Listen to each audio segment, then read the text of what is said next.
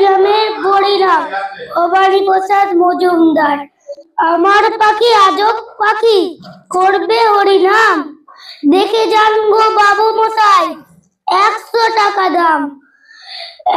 এই ছেলেরা চুপ করে থাক, করিস নে শোরগোল, বল তো পাখি বল একবার, বলো হরি বল।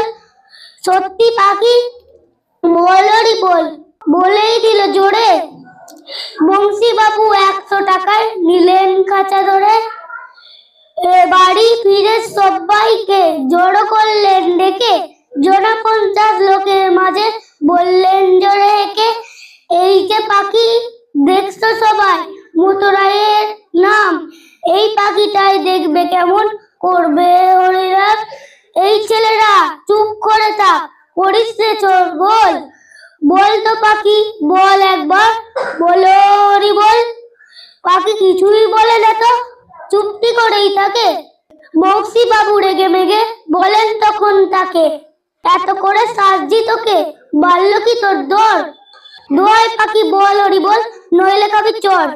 বললে পাখি চুপ করে থাক, এখন আমি শুই, বল হরি বল বলবো পরে, মরবি যখন তুই। নমস্কার।